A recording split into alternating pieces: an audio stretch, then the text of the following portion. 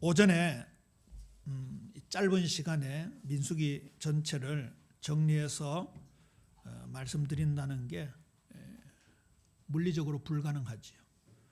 그래서 드리고 싶은 말씀이 많았지만 좀 적어놓았던 것들도 생략하고 넘어갔습니다. 그래도 거의 한 40분 가까이 했는데 그 민수기에서 아까 노뱀을 보는 그 믿음이 중요하다. 말씀을 그대로 믿는 믿음이 중요하다 했는데 민수기 14장에 12명의 정탐꾼을 가나안 지경을 알아오라고 할 때 그 모세가 그 가나안 지경의 여러 지형을 그리고 그 거민들의 모습을 자세히 알아오게 했습니다. 그들이 거하는 집이 이렇게 진영, 텐트로 지었는지 아니면 산성으로 이렇게 튼튼한 집을 지었는지 그런 것도 알아오고 수목의 유무, 나무가 있는지 없는지 또 거민들이 강한지 약한지 다소 많은지 적은지 이런 것들을 알아오라고 했죠. 그리고 12지파의 두령을 뽑았습니다. 아무나 선택해서 보낸 게 아니겠지요. 상당한 영적 지도력을 가지고 또 머리로 똑똑한 사람들 또 체력적으로도 튼튼한 사람들. 요즘 탄핵 정국 때문에 재판이 진행되어 가는 가운데 국정원에 그 모 차장이 등장했잖아요. 그 사람이 블랙 요원이라 그러더라고요. 이 블랙 요원은요, 그야말로 움직이는 무기래요. 온몸이요. 누구 하나 잘못 건드리면 그냥 뼈를 부러뜨려 버린대. 그 요즘이 간첩이 있습니까 없습니까? 권사님이 많습니다. 이 정치적인 발언이 아니고 요즘 무슨 간첩이 있노라는 말은 완전 틀린 말입니다.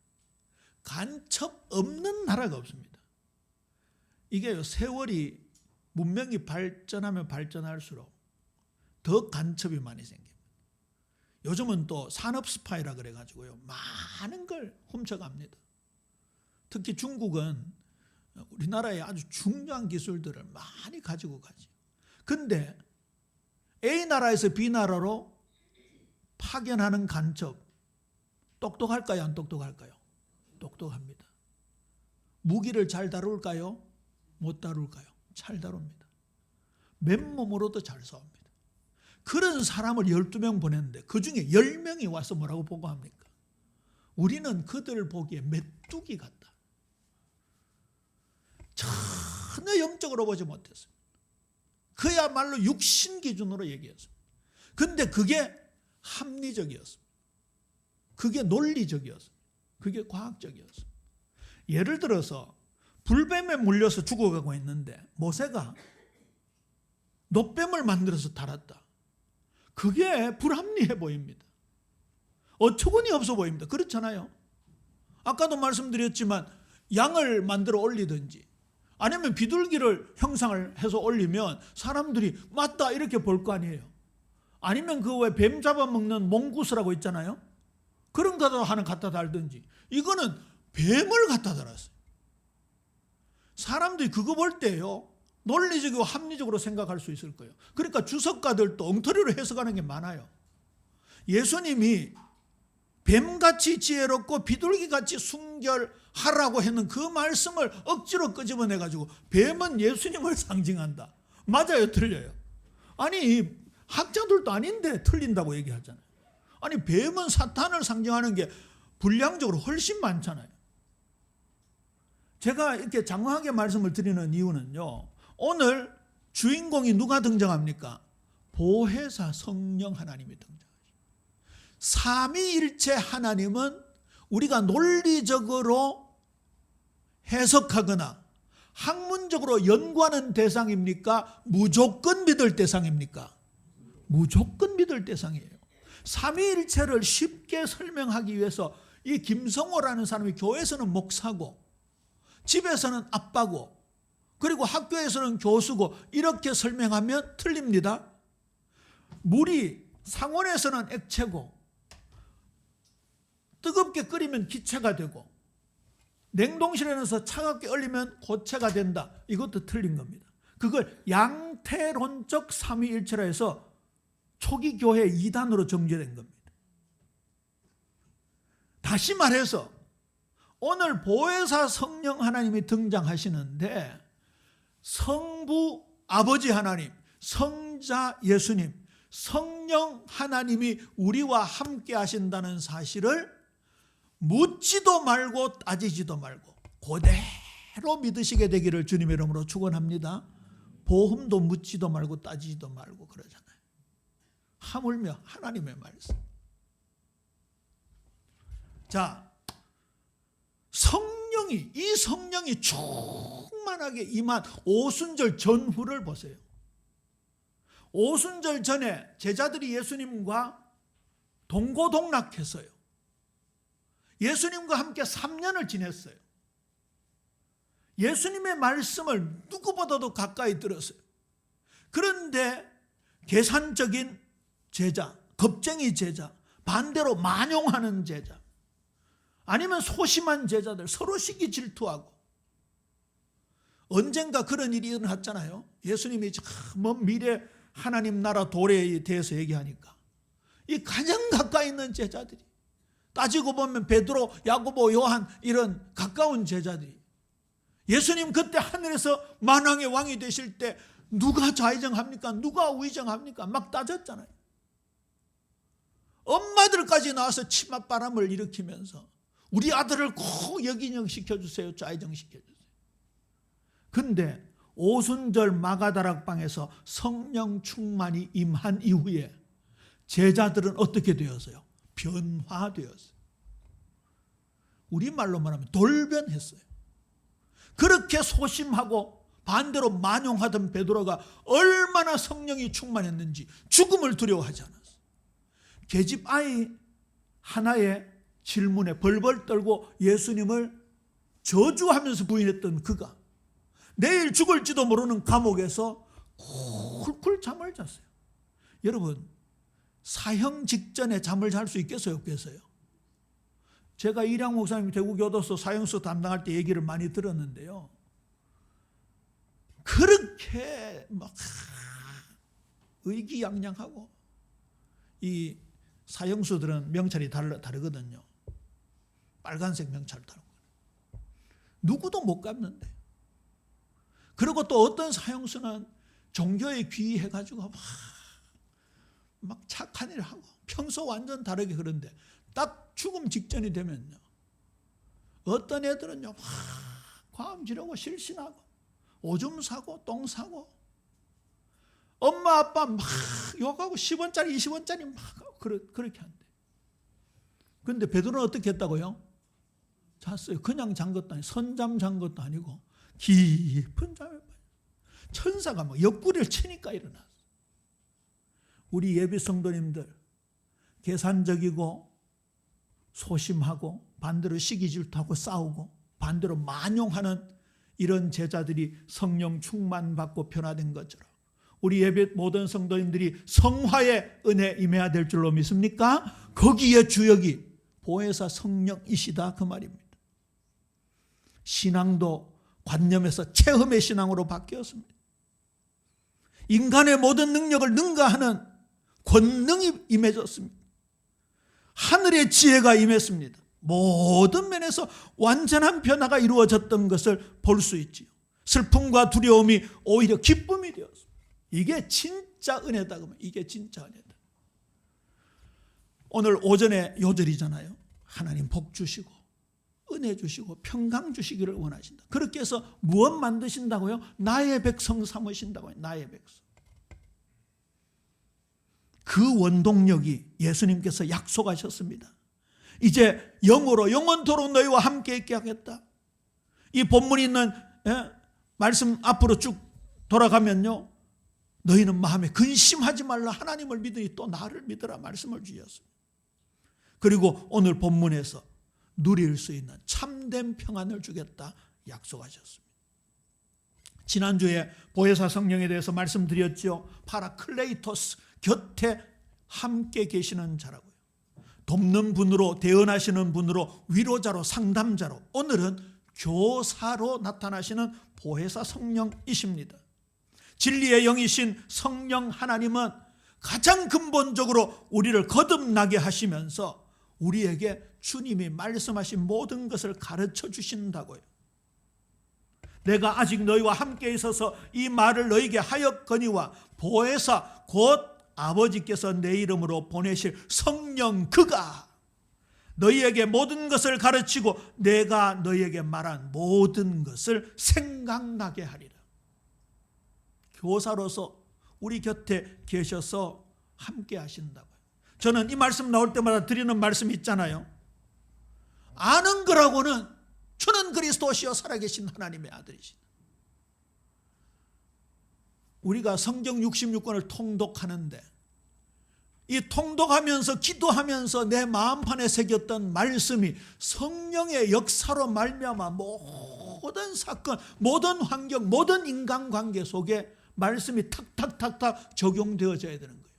누가 역사할 때 가능한 거예요? 성령 하나님이 역사하실 때 가능한 거예요. 하다못해 예수님의 말씀을 기억해 보세요. 산상수훈, 팔복, 황금률, 그리고 수많은 환자들을 고쳐주고 죽은 자를 살리시면서 에고 에이미, 나는 이런 존재다. 나는 세상의 빛이다. 나는 선한 목자다. 나는 양의 문이다. 나는 너희들의 친구다. 나는 만왕의 왕이다. 만주의 주다. 나는 부활이고 생명이다. 나는 길이고 진리다. 라는 말씀이 성령께서 눈을 열어주실 때 그 말씀이 생각난다고요. 근데 그때 아는 거라고는 요거밖에 없어. 그럼 요것만 생각나는 거예요. 하나님이 66권을 왜 주셨겠습니까? 삶아 먹으라고 주셨습니까? 불 때라고 주셨습니까? 들고 다니면서 폼 잡으라고 주셨습니까? 이거 읽고 내 것만 들어야 돼요. 그래야 적재적소에 이 말씀이 탁 적용이 되어지는 거예요. 이게 얼마나 놀라운 순간인지 모릅니다. 예수님께서 모든 것을 가르쳐 주셨습니다. 그러면서 오늘 평안의 말씀을 주시고 계십니다. 특히 25절 26절에서는 그가라는 이 사실을 굉장히 강조하고 있습니다. 희한하지요. 저는 전에 한번 말씀드렸잖아요. 오래전입니다. 30년도 더 됐는데 CBS에서 신구역을 다 외우는 분들이 간증을 하더라고요. 희한하지요. 여러분, 성경 66권의 주제가 누구십니까? 예수님이십니다. 이분들이 간증거리가 너무 많아가지고 이틀을 간증하셨어요. 보통 CBS의 새롭게 하소서가 한 주에 한 번 하는데 그분들은 2주에 걸쳐서 하셨어요. 옛날에 이량 목사님도 CBS에서 2번에 걸쳐서 하셨는데 간증거리가 워낙 많으니까. 그런데 2주 동안 그 3명의 성경을 외우시는 분들이 나오는데 예수님 얘기를 한 번도 안 하시더라고요. 우리 경상도 말에 눈에 찌짐 발라놨나 이런 말이 있잖아요. 눈에 찌짐 발라놓으면 보여요, 안 보여요? 안 보여요. 제 친구 중에 남아공에서 레위기서로 박사학위를 받은 친구가 있는데 그 사람의 주된 논문이 이 성소에 뿌려진 피가 성소를 거룩케 하고 헌제자를 거룩케 한다라는 그 내용으로 박사학위를 받았어요. 근데 그 구약의 정점에 있었던 유대교 랍비이면서 신학자가 밀그롬이라는 신학자가 있어요. 이 사람한테는요, 계시교 신학자들이 당해내지를 못해요. 창세기부터 말라기까지 외워버려요. 몇 페이지 몇째 줄에 무슨 단어까지 외워버려요. 근데 이 친구는 우리 동기 중에 공부는 잘하고 또 THM이라고 신학 석사를 구약을 전공하고 남아공에 갔지요. 그러나 그 밀그롬이라는 학자에 비해서는 터무니없이 실력이 부족하죠. 그런데 제가 지금 절수는 기억이 안 나는데 출애굽기서에 그 피를 헌제자에게 뿌린다는 그 구절을 가지고 대결을 했는데 밀그롬을 꺾었어요. 보세요. 유대교 최고의 학자, 그것도 성경을 히브리어로 죄다 외우는 학자도 못 보는 게 있잖아요. 지난번에 말씀드렸잖아요. 이방 여인, 가나안 여인. 과거에 기생 라합 이방 여인이잖아요. 거기다가 소경받으며 그때는 눈 뜬 사람도 성경을 잘 못 읽을 시제예요. 근데 그 비싼 두루마리 있잖아요. 양피지 두루마리. 그 성경을 어떻게 소경이 구할 수 있겠어요? 주워 들었는데 예수님을 누구로 깨달았습니까? 메시아로 깨달았죠. 다윗의 자손 예수여 나를 불쌍히 여기시오. 다윗의 자손 예수여 내 딸을 고쳐주옵소서. 너희들의 여호와 하나님은 상천하지 하나님이다. 이거요, 성령이 깨닫게 해주셔야 돼요. 성령이. 그 보혜사 성령을 오늘 예수님께서 저와 여러분에게 은혜로 선물로 주신 줄로 믿습니까? 그러면 이 시대 우리는 성령 하나님에 대해서 민감해야 되는 거예요. 드디어 제자들에게 부과된 증인의 사명을 완수하기 위하여 불필요한 것들을 제거해 나가야 되는 거지. 제자들이 성령 충만 받은 이후에 주님의 본 뜻을 깨달았다는 내용이 요한복음 2장 20절 이하에 나옵니다. 이거 가까이 있으니까 한번 찾아보죠. 요한복음 2장. 요한복음 2장 하면 무슨 사건인가 하면 성전 정화 사건. 저는 성전 척결 사건이라고 명명을 했는데요. 예수님께서 19절에 이렇게 말씀하시잖아요. 너희가 이 성전을 헐라 내가 사흘 동안에 일으키리라. 그러니까 유대인들이 발끈하잖아요. 아니 네가 뭔데? 이 성전은 46년 동안 지었다. 이 헤롯 성전이요 당시 얼마나 웅장하고 화려했는지 고대 역사가 헤로도투스 그 역사서에 보면요, 예루살렘의 성전을 보지 않고는 아름다운 건물을 보았다고 하지 말라 할 정도로 대단한 건물이었습니다. 그때 당시에 그리스의 파르테논 신전이라든지 에베소의 아데미 신전 같은 건요 불가사에 들어갈 정도 그렇게 대단한 것들이었습니다. 그런데 헤롯의 성전은 그것보다 더 위대하게 보였다라고 할 수 있었습니다. 그러니까 이 사람들이 얼마나 자부심이 있었겠습니까? 헤롯 성전에 이방인의 뜰이라고 있는데요, 하도 관광객들이 많이 오니까 이방인들은 근접하지 말라고, 아예 성전에 들어오지 말라고 이렇게 이게 관광구역으로 만들어 놓은 것이에요. 이방인들은 그냥 구경만 하다가 가라 그 말이에요. 그게 이방인의 뜰이에요. 뭔 다른 의미가 있는 게 아니에요. 그러니까 유대인들이 발끈할 수밖에 없죠. 아니 우리가 46년 동안 세운데 네가 3일 만에 일으키겠느냐? 21절 함께 읽습니다. 시작. 그러나 예수는 성전된 자기 육체를 가리켜 말씀하신 것이라. 그 다음에 보세요. 22절도 함께 읽습니다. 시작. 죽은 자 가운데서 살아나신 후에야 제자들이 이 말씀하신 것을 기억하고 성경과 예수께서 하신 말씀을 믿었더라. 언제 믿었다고요? 부활 이후에 성령이 임하고 나서 믿어졌다 그 말이에요. 그래서 성령의 역사는 얼마나 놀라운 것인지 몰라요. 더군다나 요한복음은 예수님 따라다니면서 일단은 일기처럼 기록을 했겠지요. 그러나 이게 성경으로 편찬된 것은 예수님이 부활하시고 승천하시고 제자들이 성령 충만 받고 요한이 기록한 거예요. 그제서야 깨달은 거예요. 요한복음 7장 37절 38절도 마찬가지죠. 명절 끝날 그 큰 날에 예수께서 서서 외쳐 이르시되 누구든지 목마르거든 내게로 와서 마시라. 나를 믿는 자는 성경의 이름과 같이 그 배에서 생수의 강이 흘러나오리라. 이 말씀도요 나중에 요한이 깨닫고 나서 이는 그를 믿는 자들이 받을 성령을 가리켜 말씀하신 것이라 기록하고 있는 거지요. 성령 충만 받아 성경을 기록한 마태, 마가, 누가, 요한, 그리고 바울, 그리고 야고보, 베드로, 히브리서 기자, 이 성경 기자들에게 임한 성령의 놀라운 충만은요 그들에게 놀라운 영적 통찰력을 하나님 가지도록 하신 거예요. 야고보서에 그 말씀이 있죠. 엘리야는 우리와 성정이 같은 사람이로되. 우리 번역은 뭐 성정이 같다 이러니까 되게 위대해 보일지는 몰라도 영어 번역은 쉬워요. 엘리야는 우리와 똑같은 사람이다. Just like 한 사람이다. 그가 비 오지 않기를 기도하니까 비가 아니 오고 다시 비 오기를 기도하니까 비가 왔다. 그 말씀을 연이어 하신 이유가 어디에 있습니까? 너희들도 그렇게 하면 똑같은 응답을 받는다, 그 말 아닙니까?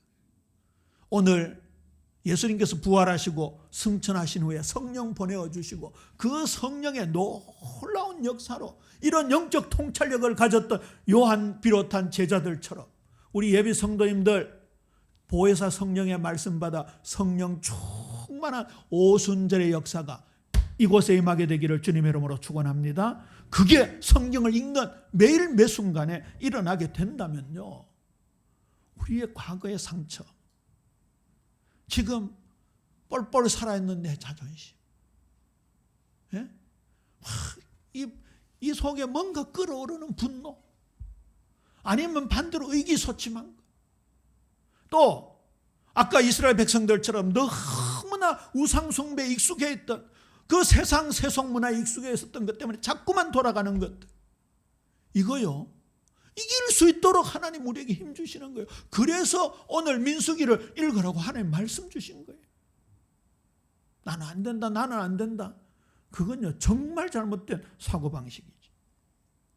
우리에게 절대적인 평안의 유산이 필요합니다. 샬롬이 필요한 것이지. 요절 중에 요절입니다. 우리 27절, 요한복음 14장 27절 함께 읽습니다. 시작. 평안을 너희에게 끼치노니 곧 나의 평안을 너희에게 주노라. 내가 너희에게 주는 것은 세상이 주는 것 같지 아니하리니 너희는 마음에 근심하지도 말고 두려워하지도 말라. 아멘. 그래서 오늘 제목이 여기서 나온 겁니다. 세상의 평안이 아닌 예수님이 주시는 평안입니다. 세상의 평안은 두 글자로 하면 편안입니다. 편안. 니은 편안. 평안과 다르죠. 그렇죠. 예수님께서 끼치노니라는 이 단어가요, 좀 헬라어로 궁금하더라고요. 평안을 끼친다. 이게 무슨 말일까 찾아보니까 아피에임이라는 뜻인데요. 단어인데 계속 남아 있도록 남겨둔다, 그런 뜻이래요. 근데 무슨 평안이에요? 무슨 평안?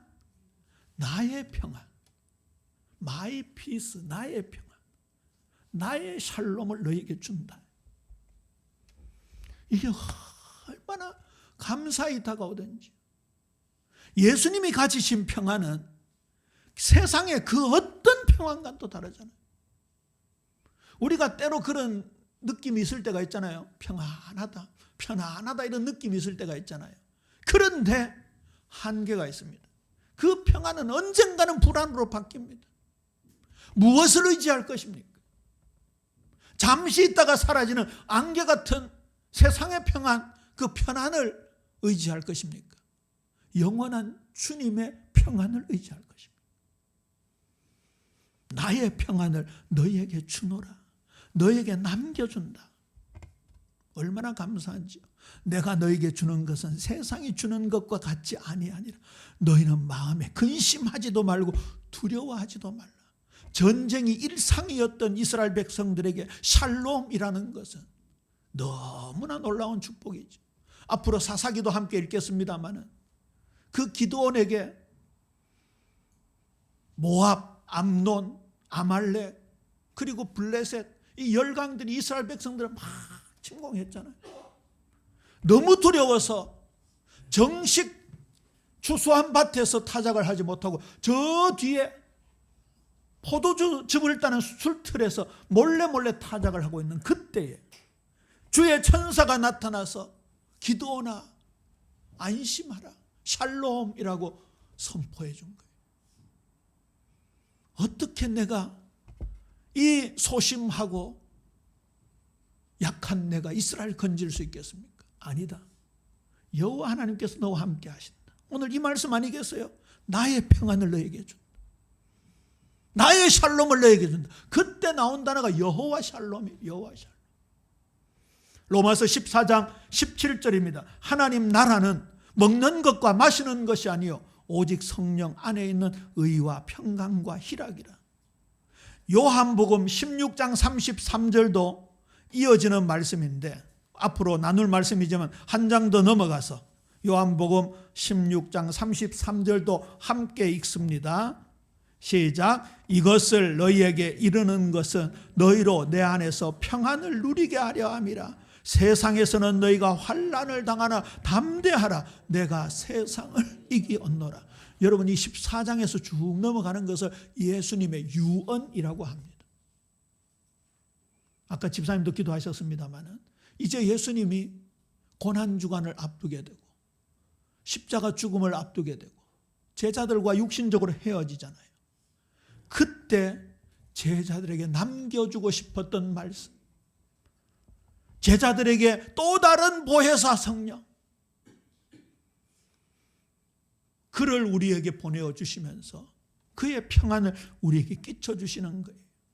저는 여기에 이렇게 달아두었습니다. 근심하는 것을 즉시 그만두자.